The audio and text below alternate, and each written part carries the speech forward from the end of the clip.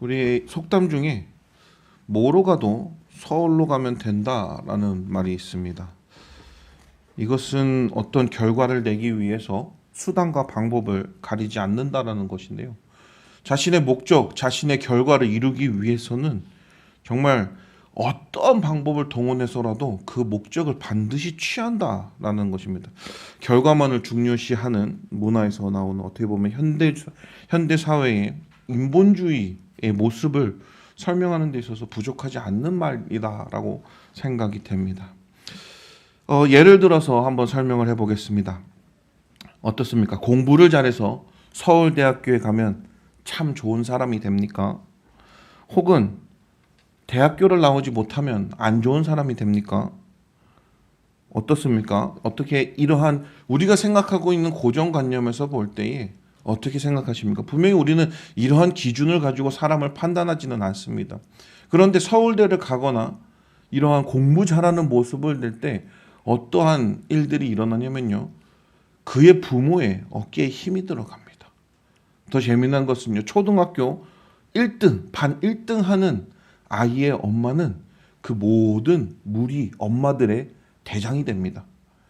이런 사회의 모습은 왜 그렇습니까? 우리가 앞서 말한 대로 정말 결과만 중요시하는 그런 사회적 구조에 인해서 문화에 의해서 어떻게 보면 자연스러운 모습이다라고도 볼 수 있습니다. 요 며칠 뉴스를 안 볼 수가 없는 그런 시대가 되었죠. 정말 뉴스를 보다 보니까 정말 뜬금없는 기사가 하나 올라왔습니다. 지금 정말 이슈되고 있는 그러한 문제와 관계없이 정말 말 그대로 뜬금없는 문제였는데요. 어떤 내용인가 보았더니 이렇습니다. 서울대 대나무숲이라는 게시판에 올라온 한 글로 인해서 여러 가지 이슈가 나오게 된 거죠. 이 서울대학교 대나무숲이라는 것이 무엇이냐면 서울대생들의 소통의 장소라고 보시면 됩니다. 우리나라의 최고 대학이라는 수식어가 붙은 서울대학교 학생들의 필력을 바탕으로 요즘 세상에 관한 이야기나 자신들의 이야기를 공유하면서 정보를 나누는 익명의 게시판입니다. 즉 자신을 드러내지 않고 여러 이런저런 사회적 이슈라든지 여러 가지 말하기 곤란한 문제들도 이야기한다는 것이죠. 근데 앞서서 말한 대로 여기에 올라온 한 글이 문제가 되었습니다. 그 글의 가장 중요된 것은 무엇이냐면 임산부 배려석이라는 것이었는데요. 이거 아십니까? 임산부 배려석이 있는 거죠. 저도 솔직히 잘 몰랐었는데 처음 주은이를 가질 때 그때 처음 알았습니다. 보건소에 가니까 이러한 동그란 어떤 임산부라는 증명하는 걸 주더라고요. 그래서 이 목걸이를 차고 있거나 이 목걸이를 가방끈에 매달고 있으면 저 사람이 임산부다 아니다라고 판단을 할 수 있다라고 하더라고요. 그리고 그 배지를 어떻게 보면 그 표식 목걸이를 가지고 있는 사람에게는 임산부 배려석이란 것을 당연히 양보해야 된다라는 것이 어떻게 보면 문화로 자리 잡게 되었습니다. 사회적 약자를 위한 어떻게 보면 정부의 배려라고 볼 수 있죠. 근데 서울대생은 이렇게 말을 합니다. 배려를 요구할 수는 없다라는 것을 주제로 말을 하는 것이죠. 자기는 지하철을 타고 어디를 가는데 가운데 앉는 것보다는 구석에 앉는 걸 좋아한다라는 것이죠. 그리고 여러분들도 잘 알다시피 지하철 구석은요, 몸을 기댈 수 있는 공간도 있기 때문에 많은 사람들이 선호하는 자리입니다. 그런데 그런 자리가 임산부 배려석으로 되어 있으니 좀 앉기가 꺼려진다라는 것이죠. 그런데 자기는 그 자리가 좋기 때문에 앉았다라는 것입니다. 그리고 내릴 때쯤 됐는데 어떤 나이 많으신 분이 와서 다짜고짜 반말로 넌 여자냐? 왜 거기에 앉았느냐? 여기는 임산부를 배려하기 위한 자리다. 다른 자리가 많은데 왜 거기에 앉았느냐? 너는 배려도 없는 그런 사람이냐라고 질책을 했다고 합니다. 그랬을 때 이제 서울대생 정말 똑똑하지 않습니까? 자기만의 논리로 대답을 했다고 합니다. 자리가 이렇게 많은데 임산부가 내 앞에 온 것도 아니고 나는 이 자리가 좋아서 앉았는데 당신이 배려를 요구할 수 없습니다. 그리고 당신이 그렇게 배려를 잘하는 사람이라면 나를 위한 배려를 위해서 다짜고짜 반말을 하는 것이 아니라 사정을 물어보고 또 이야기를 하면서 가르쳐 줄 수 있는 것 아닙니까? 정말 똑소리가 나게끔 말했다라는 것이죠. 그런데 여기까지는 그렇다 저렇다 이렇게 큰 문제가 아닙니다. 그런데 그 다음에 이 학생이 그 사건을 주제로 쓴 글이 문제가 됐습니다. 이 학생의 주제가 이겁니다. 왜 다른 사람이 사랑으로 인한 결과로 낳은 그 아이를 위해서 내가 희생을 하고 배려를 해야 됩니까? 라는 말이었어요. 정말 이해하기 어려운 말 아니겠습니까? 다른 사람이 사랑의 결실로 가진 아이를 왜 내가 배려해야 됩니까? 나는 결혼을 하더라도 아이를 안 가질 겁니다. 나는 아이를 갖더라도 지울 겁니다. 그렇기 때문에 나는 아이로 인해서 다른 사람들에게 피해를 주지 않을 겁니다. 그렇기 때문에 확실하게 말합니다. 공공장소에 아이를 데리고 나와서 다른 사람들에게 피해주는 몰상식한 행동은 하면 안 됩니다. 이러한 내용이었습니다. 제가 조금 이렇게 변화시켜서 말을 하긴 했지만 이러한 이슈가 올라온 것이죠. 근데 참 너무나도 당황했던 거는요.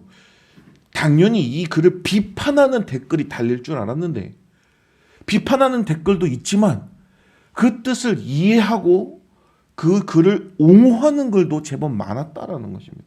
현대 사회가 이렇게 어떻습니까? 편협합니다. 결과만 중요시하는 시대가 되다 보니까 어떻습니까? 우리나라 최고의 지식을 갖고 최고의 똑똑하다는 사람들이 제대로 된 인성은 갖추지 못하고 어떻게 보면 자기만을 위한 자기를 위한 완전한 개인주의도 아닙니다. 이거는 이기주의입니다. 이기주의적 인본주의에 빠져 있는 현재 사회다라는 것입니다. 오늘 이 본문에 나오는 사람이 특별한 두 사람이 등장합니다. 그런데 이러한 어떻게 보면 한 사건을 들고 결과만 보는 극단적인 사람 한 명, 나만 장군이 등장을 하고요. 그리고 그것을 대응하는 엘리사 선지자가 등장을 하고 있습니다. 오늘 본문의 제목은 나병을 고칠까 하였도다랍니다. 이 나만 장군의 목적은 나병을 고치는 것이었고 또 엘리사 선지자 또한 이 나병을 고치는 것이었습니다. 이 두 사람을 통해서 정말 이 두 사람의 관점을 통해서 우리의 신앙생활과 우리가 바라보아야 할 것이 무엇인지를 다시 한번 상고하는 시간이 되기를 소원합니다. 첫 번째입니다. 나병을 고칠까 하는 당사자 나하만 장군을 봅니다. 우리 11절 말씀을 함께 읽어보도록 하겠습니다. 나하만이 노하여 물러가며 이르되 내 생각에는 그가 내게로 나서서 그의 하나님 여호와의 이름을 부르고 그의 손을 그 부위 위에 흔들어 나병을 고칠까 하였도다. 우선 이 말씀의 배경을 잠시 살펴볼까 합니다. 오늘 등장하는 나하만 장군이 속한 나라 아람은 셈족의 후예로 유목민족이었습니다. 그런데 BC 13세기경 다메섹에 정착하면서 이 민족은 때에 따라서 북이스라엘과 남유다와 우호 관계이기도 했지만 또 적대 관계이기도 한 그러한 나라였습니다. 그런데 이 나라의 장점이 뭐였냐면 상업에 굉장히 특별한 재능이 있었다라는 것입니다. 그래서 각지를 돌아다니면서 통상 물건을 사고 파는 그런 일들을 많이 했었습니다.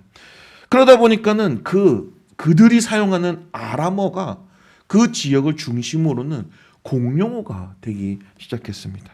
그리고 우리 신약 시대 팔레스타인이 그 당시에 통용된 언어로 아람어를 사용하는 것을 볼 수가 있는데 바로 우리 예수님 그 시절 때 쓰는 공통어가 아람어라는 것입니다. 즉 아람이라는 나라는 그렇게 강력한 나라이기보다도 많은 영향력을 끼치고 중요한 역할을 하는 그런 나라다라는 것입니다. 그러한 아람이라는 나라의 군대 장관 나만이라는 것입니다. 우리가 이 시대의 군대 어떻게 나눕니까? 잘 알죠? 1000부장, 100부장, 10부장, 50부장, 10부장 이렇게 나눠서 그 각 부장마다 10부장에게는 10명을, 50부장에게는 그 10부장에 50명을, 100부장에게는 그 100명을, 1000부장에게는 1000명을 이렇게 많은 부대를 거느리는 계급으로 나눠져 있는 것을 알게 됩니다. 그런데 군대 장관이라는 이 의미는 이 모든 군사를 다 통치하는 대장이라는 겁니다. 어떻게 보면 지금 가장 강력한 군권을 장악하고 있는 참모총장 중에서도 합동참모총장이라는 것입니다. 엄청난 계급입니다. 엄청난 권력입니다. 그 권력뿐만 아니라 나하만은 설명하기로 이렇게 설명하고 있습니다.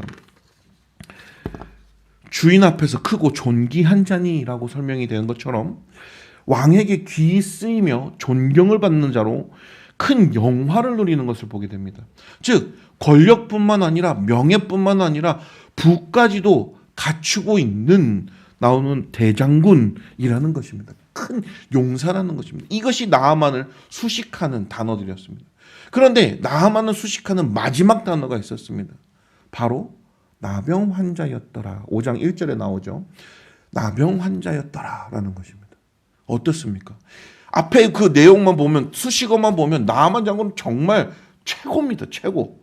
그런데 마지막 이 한 수식어로 이 모든 것이 지금 물거품이 될 위기에 놓여져 있습니다. 어떤 사람도 죽음 앞에서는 돈, 권력, 명예 이런 걸로 이 죽음을 초월할 수가 없는 그러한 존재이기 때문입니다. 죽음 앞에서는 모두가 똑같습니다. 다 죽습니다. 그러한 상황에 놓여 있는 나하만 장군이라는 것입니다. 그러한 배경 속에 있는 나하만 장군이라는 것.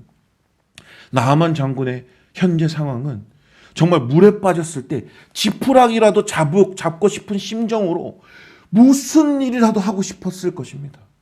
자신의 목숨을 살리기 위해서는 어떤 일이든 행했을 것입니다. 왜냐하면 돈, 권력, 명예가 다 있는 사람이기 때문이죠.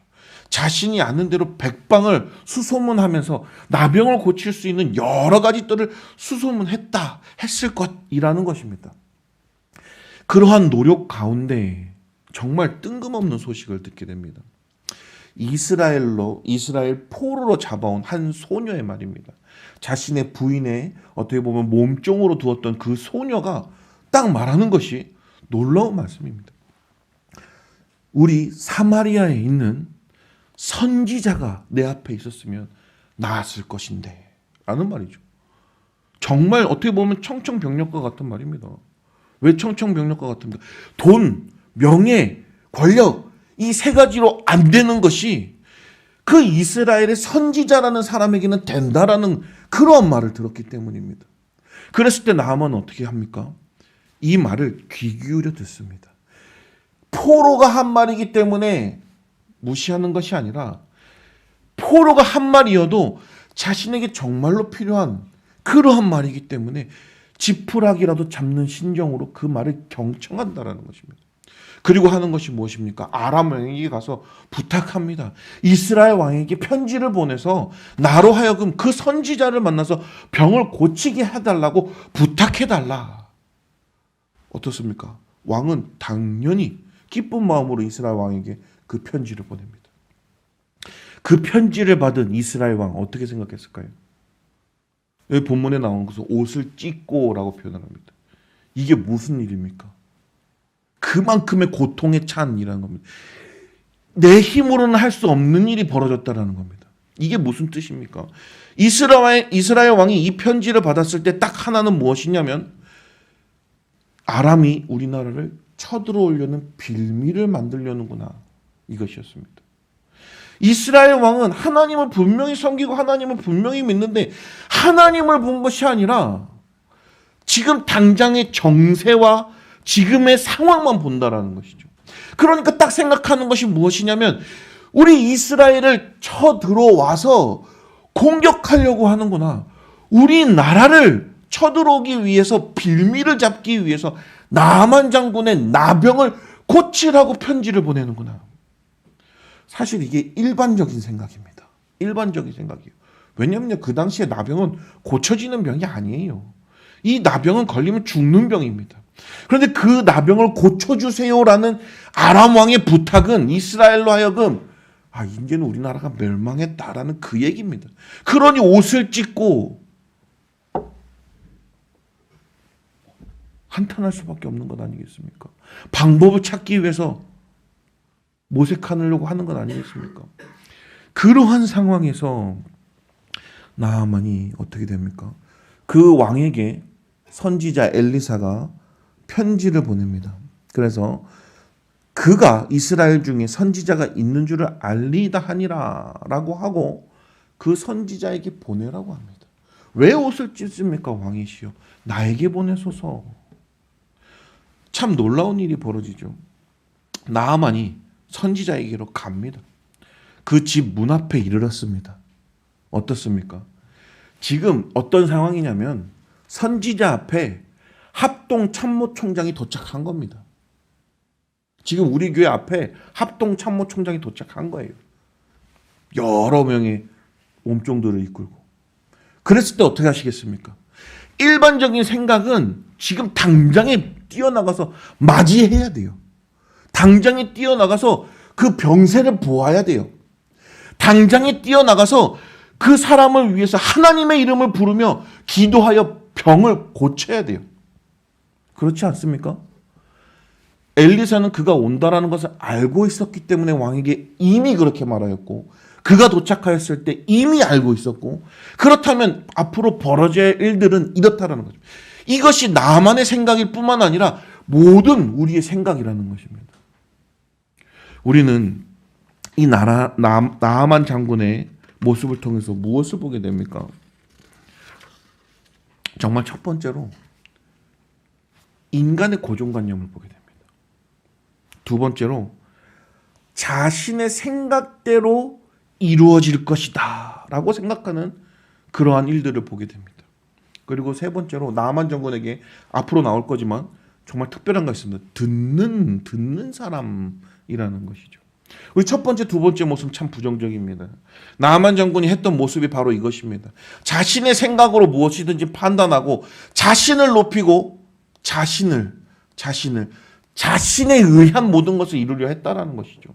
그렇기 때문에 나의 나병을 고치기 위해서 이렇게 왔을 때 이러한 일들이 벌어져야 된다는 거예요. 그렇기 때문에 11절에 나아만이 노하여 물러가며 이르되 내 생각에는 그가 내게로 나와 서서 그의 하나님 여호와의 이름을 부르고 그의 손을 그 부위의 위에 흔들어 나병을 고칠까 하였도다. 어떻습니까? 지금 나아만은 당장에 엘리사의 선지자가 뛰어나와서 이렇게 했어야 된다는 거예요. 그렇기 때문에 그렇게 하지 않는 엘리사의 모습과 그렇게 하지 않는 일들을 보고 노하여라는 겁니다. 당장에 나오는 것이 노하여. 하나님의 뜻을 모르면요 하는 일들이 노하여입니다. 자기의 뜻대로 되지 않으면 바로 하는 것이 노하여입니다. 내가 생각한 대로 잘대로 안 되면은 딱 첫 번째로 분냄이라는 것이죠. 화낸다라는 것입니다. 에이 몰라 때려쳐 이러는 것이죠. 안 해. 그러는 것이죠. 이러한 모든 모습이 우리들 모습에서 나온다라는 겁니다. 이것은 나아만 장군의 모습을 보여주는 것이 아니라 우리 모든 사람의 일반적인 모습을 보여주는 것입니다. 오히려 권력을 가진 나아만 장군은 그나마 양호한 모습입니다. 이 정도면. 분내고 돌아가니까 다행이죠. 어떻습니까? 이만큼의 권력과 힘을 가진 사람이 분내면 없애버립니다. 요즘 세상은. 분내면요 그것을 망가뜨리려고 해요.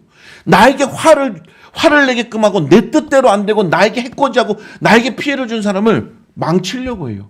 권력자니까요. 힘이 있으니까요. 그나마 나아만은 양반이죠. 그냥 돌아가죠.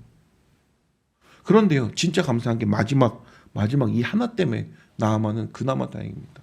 무엇이냐면 듣는 사람이라는 것이죠. 이스라엘 소녀의 말을 들은 것처럼 나아만은요 자기 신하들의 말을 들었습니다. 이 나아만이 얼마나 어떻게 보면 성품이 그나마 좋고 바른 사람인지 알게 되는 것입니다. 그런데요 이 모든 것에는 나아만이 좋기 때문에 성품이 좋기 때문에 이런 것이 절대 아닙니다. 5장 1절에 이런 말씀이 있어요.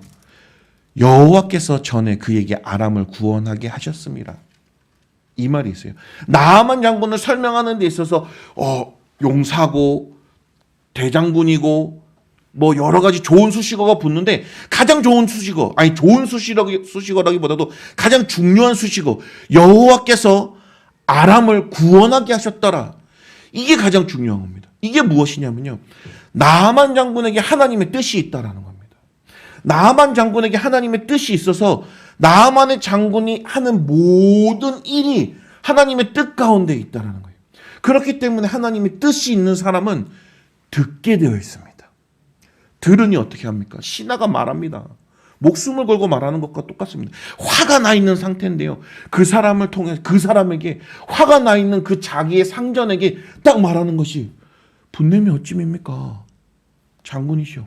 지금 선지자가 큰 일을 하라고 했습니까? 어떤 어려운 일을 하라고 했습니까? 그냥 단지 저 강가에 가서 저 요단강가에 가서 7번만 씻으라 하는데 그게 어려운 일입니까? 나아만은 생각했거든요. 자기 생각에 이 요단강보다 더 깨끗한 강이 다메섹에 있는데 우리 동네에는 더 깨끗하고 좋은 강도 많은데 왜 굳이 여기까지 와서 저 요단강에. 그런데요, 신하가 그 얘기를 하자마자 딱 하는 것이 무엇이냐면 그 말을 따른다는 거. 그런데요, 가장 중요한 수식어가 하나 더 붙습니다. 무엇이냐면 하나님의 사람의 말대로 요단강에 7번 몸을 잠그니라는 것입니다. 이게 무엇이냐면요, 그냥 하는 게 아닙니다.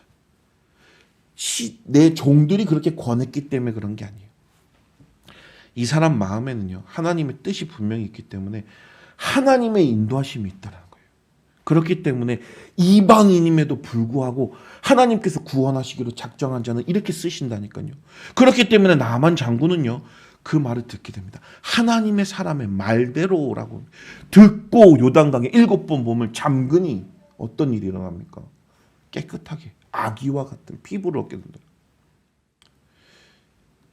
놀라운 모습입니다. 사실 나만 딱 생각하면 부정적인 걸 제가 계속 설명을 하지 않았습니까?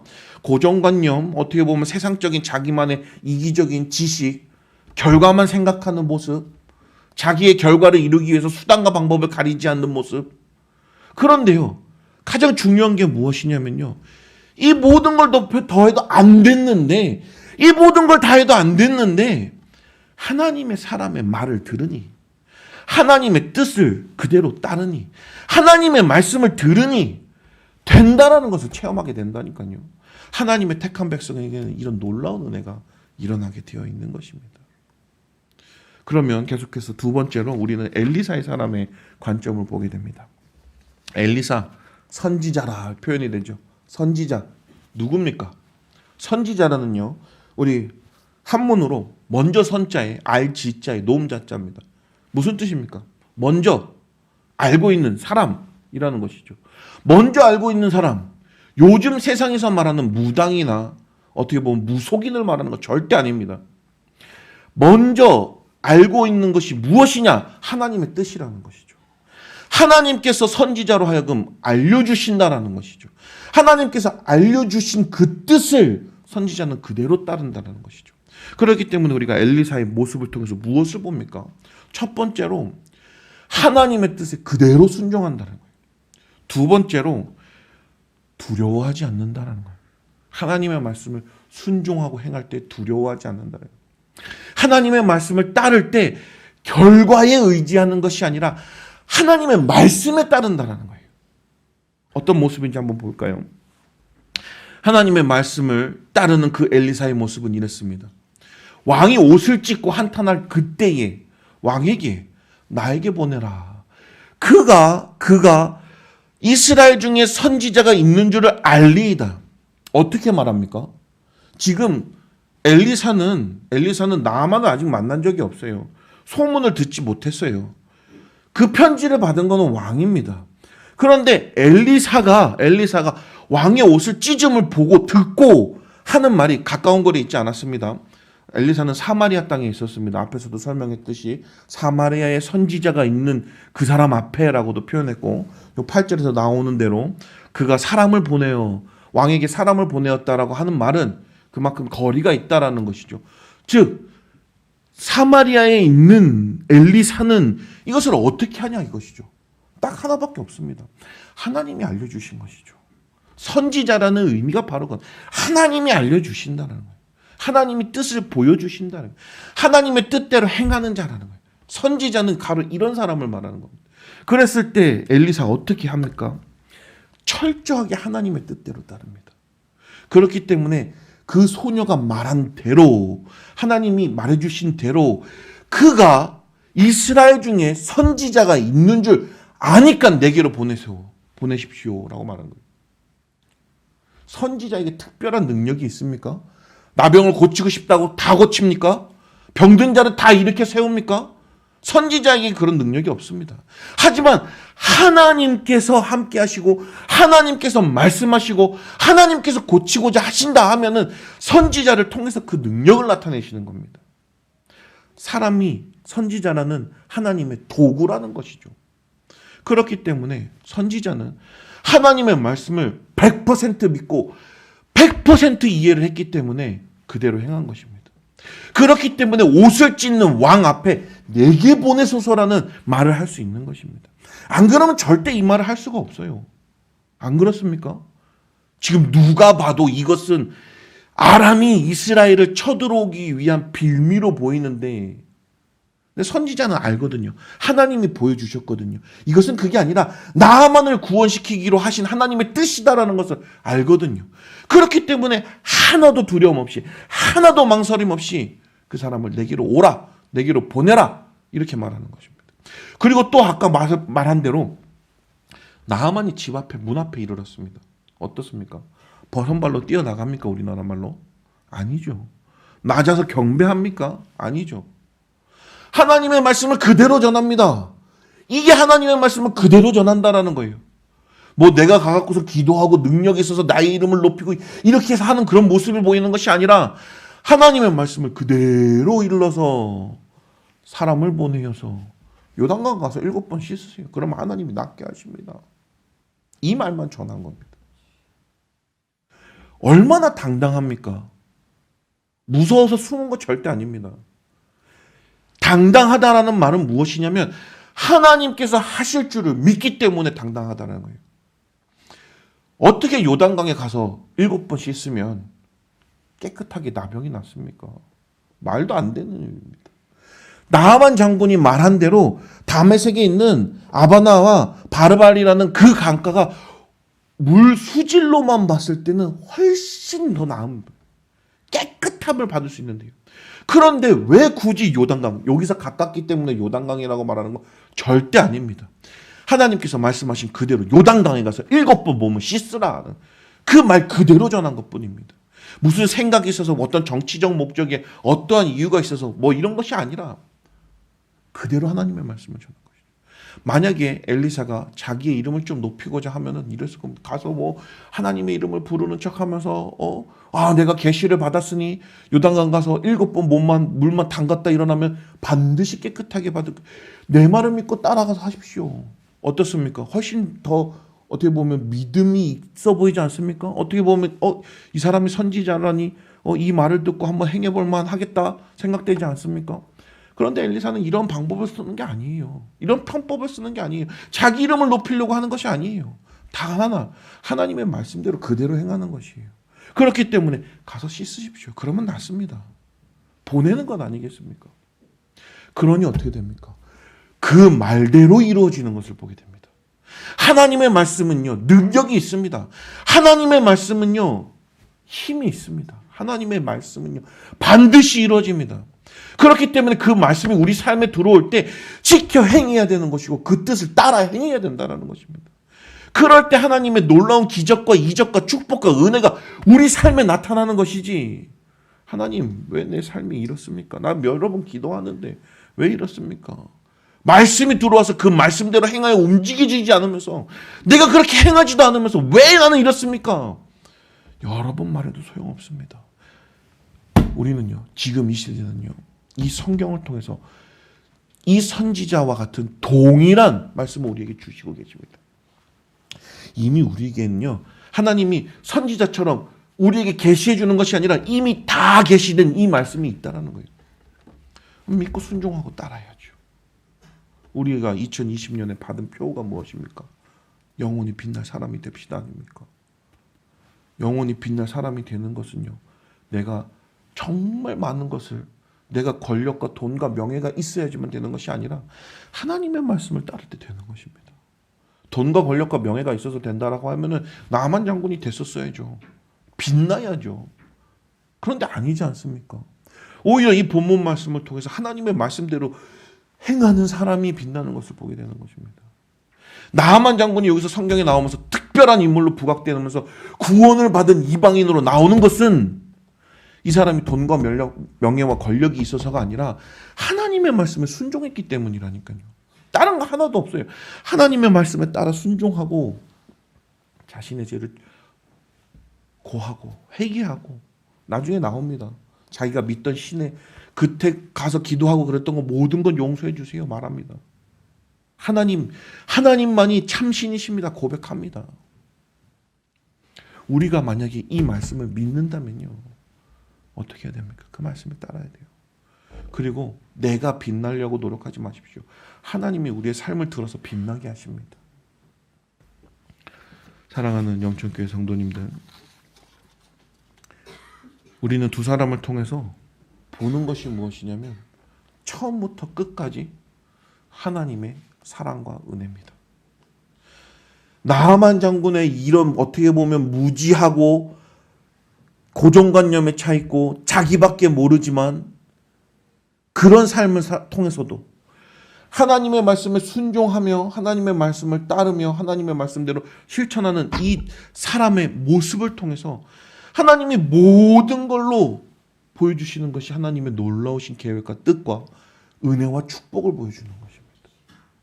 우리는요 여기서 동일하게 봐야 돼요. 동일하게 하나님의 축복과 은혜를 봐야지 우리는 깨닫게 되는 것입니다. 무엇을 깨닫습니까? 하나님의 말씀에 순종하면 우리는 그대로 된다. 결과만 연연해서 내가 이렇게 했는데 이렇게 안 됐습니다. 이것이 아니라 하나님의 말씀에 순종하면 결과에 연연하지 않고 어떻게든 하나님의 뜻대로 이루어질 것이니 믿고 순종하며 나아가게 되어 있다니까요. 내가 뜻한 대로 내가 결정한 대로 내가 원하는 대로 이루어질 것이니가 아니라 하나님이 뜻하시고 계획하시고 이루시고자 작정하셨으니 나는 사용됩니다. 이 삶을 살게 된다니까요. 신학교에 있을 때 여러 번 말을 들었습니다. 모든 신학생이 다 얘기한 거예요. 저한테 그런 게 아니라 목사가 되기 전에 사람이 되라 라는 얘기죠. 많이 들어보셨죠? 이런 말. 어떻습니까? 이게 무슨 말입니까? 먼저 사람이 되라라는 게 무슨 말입니까? 왜 먼저 사람이 되라고 합니까? 목사가 되기 전에 왜 사람이 되라고 합니까? 이거는요 여러 가지 양날의 칼날이 있습니다. 단순히 지식만 쌓고 경건하다고 해서 나 혼자 그렇다고 해갖고 목사가 되었으면 모른다는 거예요. 모른다. 뭘 모릅니까? 다른 사람의 어려움을 모릅니다. 다른 사람이 어떤지 몰라요.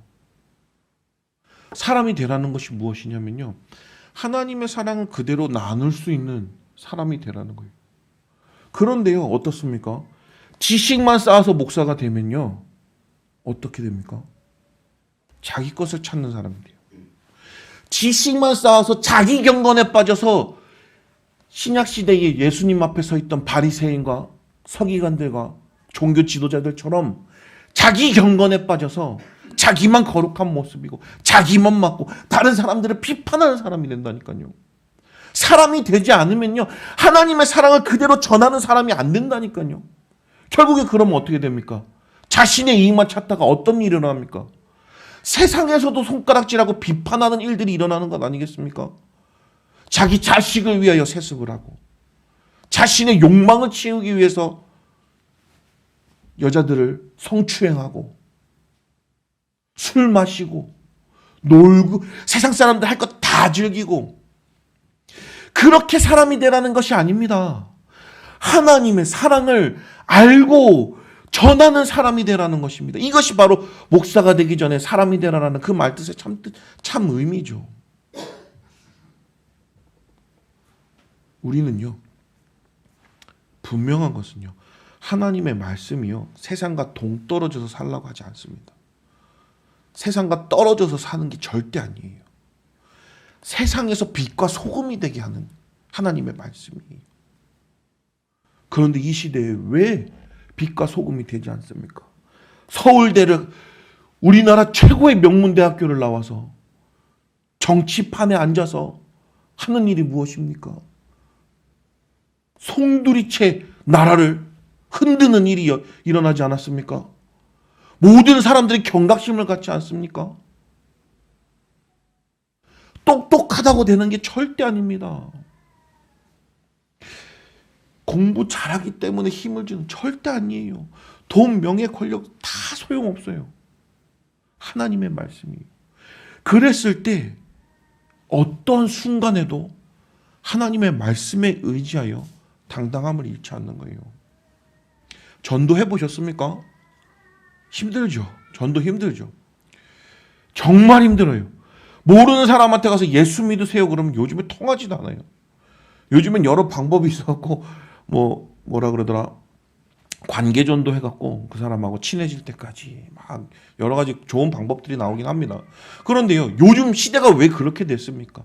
정말 왜 그렇게 뻑뻑한 세상이 됐습니까? 그러면요, 하나 더 묻겠습니다. 그런 세상에서 전도하러 나가십니까? 그런 세상에서 예수님 전가하십니까? 이 사람이 나를 어떻게 보면 어떡하지? 그런 거 생각하면 안 돼요. 제가 저번에도 한번 말했었는데, 대학생한테 학교에 한번 찾아갈 테니까 신방을 같이 하고 예배를 드리고 기도를 하고 친구들과 함께 큐티도 좀 나누고 친구들 좀 전도하자. 학교 앞에서 전도를 좀 하다가 모여서 예배를 좀 드리자. 이렇게 얘기했더니만 깜짝 놀라면서 학을 띄는 겁니다. 오지 마세요. 오지 마세요. 왜 그럽니까? 왜 그렇습니까? 나는 기독교인이지만 내가 그러는 순간 다른 사람들이 손가락질해요. 이상한 사람으로 봐요. 나를 이제는 더 이상 같은 무리로 보지 않고 이렇게 이상한 사람으로 봐요. 교회 학교 앞에 와서 전도하잖아요. 예수 믿으라고 하잖아요. 그러면 이상한 사람으로 봐요. 그러면 보여야지요. 하나님 말씀은 전하라고 나오는데 왜 그 결과만 봅니까? 하나님 말씀은요, 하나님 말씀에 의지해서 전하세요. 그러면요, 내 주위에 남는 사람이 누군지 아세요?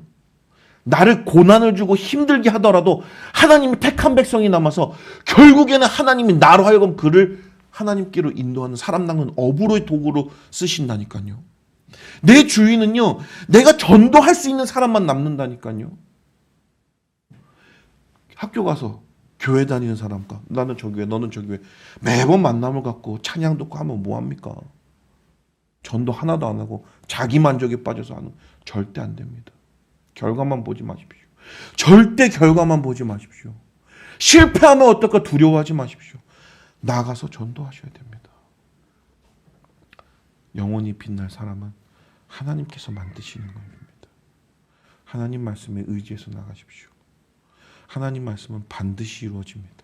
우리에게 향한 뜻과 계획이 온전히 이루어집니다.